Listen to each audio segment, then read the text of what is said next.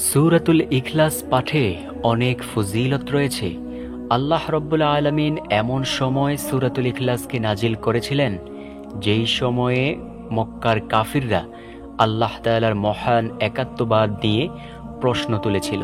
প্রিয় দর্শক, এই সূরাতুল ইখলাসকে যে ভালোবাসে রব্বুল আলামিন তাকে ভালোবাসে।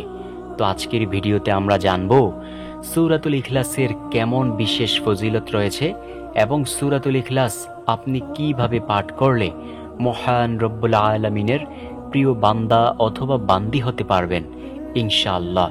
তো আমি বিশ্বাস করি যে ব্যক্তি চায় যে আল্লাহ তাআলার প্রিয় বান্দা বান্দি হতে, সে আজকের সম্পূর্ণ ভিডিওটি ধৈর্য সহকারে দেখবে ইনশাআল্লাহ।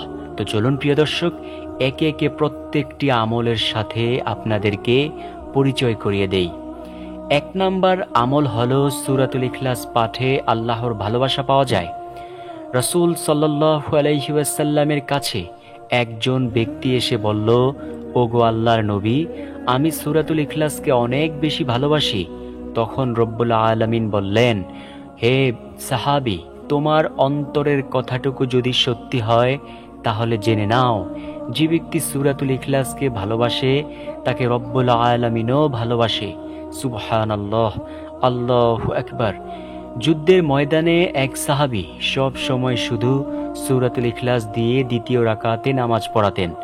এটা অন্যান্য সাহাবীদের কাছে একটু খারাপ লাগলে ওই সাহাবীরা নবীজির কাছে এসে বলল, ইয়া রাসূলুল্লাহ সাল্লাল্লাহু আলাইহি ওয়াসাল্লাম, আপনার অমুক সাহাবী সব সময় দ্বিতীয় রাকাতে সূরাতুল ইখলাস দিয়ে নামাজ পড়ায়, আপনি একটু বলুন তিনি যেন পাল্টিয়ে সূরা দিয়ে নামাজ পড়ান। তখন নবীজি সাল্লাল্লাহু আলাইহি ওয়াসাল্লাম ওই সাহাবীকে ডাকলেন। ওই সাহাবী নবীজির ডাক শুনে মাত্র তাড়াতাড়ি নবীজির কাছে চলে আসলেন। নবীজি সাল্লাল্লাহু আলাইহি ওয়াসাল্লাম তাকে জিজ্ঞেস করলেন, হে সাহাবী, শোনো, তুমি নাকি সব সময় দ্বিতীয় রাকাতে সূরাতুল ইখলাস দিয়ে নামাজ পড়াও, এটা কেন করো? আমার কাছে তো নালিশ এসেছে এই সম্পর্কে। তখন ওই সাহাবী বলল, ওগো আল্লাহর নবী, আমি এটা করি একমাত্র কারণ হলো সূরাতুল ইখলাস পাঠ করতে আমার ভালো লাগে, এই সূরাকে আমি অত্যন্ত পছন্দ করি।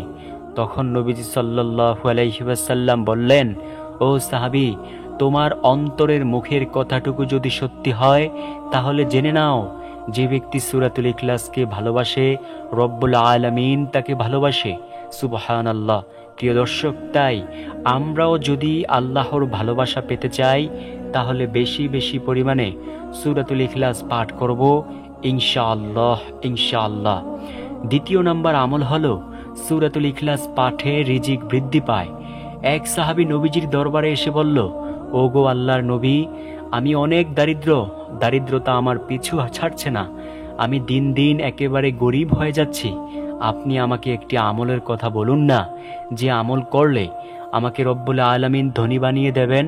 তখন নবীজি সাল্লাল্লাহু আলাইহি ওয়াসাল্লাম বললেন, ও সাহাবী, শোনো, তুমি যখন ঘরে প্রবেশ করবে তখন সালাম দিয়ে ঘরে প্রবেশ করিও ও একবার অথবা যতবার পারো সূরাতুল ইখলাস পাঠ করিও, এতে তোমার দারিদ্রতা দূর হয়ে যাবে।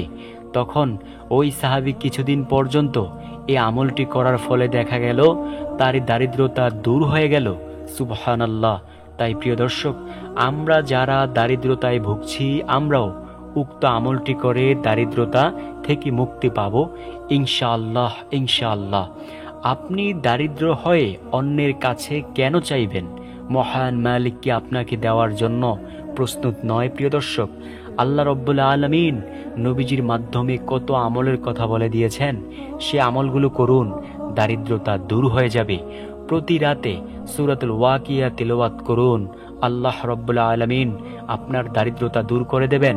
এবং ঘরে প্রবেশের সময় সালাম দিয়ে প্রবেশ করুন ও সূরাতুল ইখলাস পাঠ করুন, আল্লাহ তাআলা আপনার দারিদ্রতা দূর করে দিবেন ইনশাআল্লাহ। 3 নাম্বার আমল হলো সূরাতুল ইখলাস পাঠে পবিত্র কোরআনুল কারীমের সমপরিমাণ সওয়াব পাওয়া যায়, অর্থাৎ খতম করার সমান সওয়াব পাওয়া যায়। নবীজি সাল্লাল্লাহু আলাইহি ওয়াসাল্লাম বললেন, ও সাহাবীরা, আপনারা আমার সামনে এসে বসুন। আজকে আমি আপনাদেরকে এমন একটি আমলের কথা বলবো যে আমল একবার যদি পাঠ করুন আল্লাহ রব্বুল আলামিন পবিত্র কোরআনুল কারীম 10 পারা খতমের সমান সওয়াব দিবেন। 2 বার পাঠ করলে আল্লাহ তাআলা পবিত্র কোরআনুল কারীম 20 পারা খতমের সমান সওয়াব দিবেন। 3 বার যদি পাঠ করতে পারেন আল্লাহ তাআলা পবিত্র কোরআনুল কারীম সম্পূর্ণ খতম করার সমান সওয়াব দিবেন।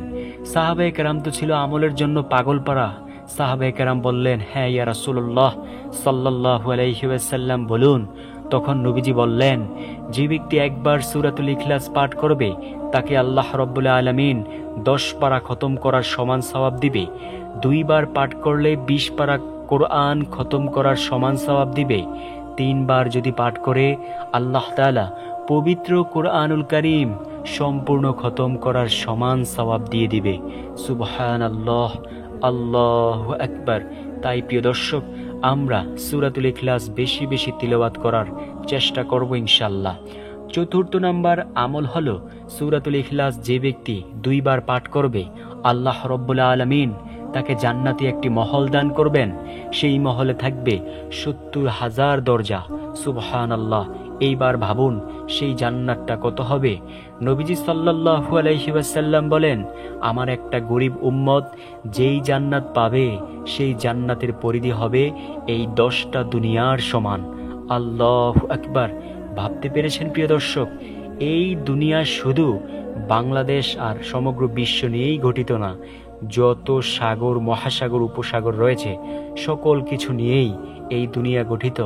এরকম আল্লাহ তাআলা 10টা দুনিয়া দান করবেন।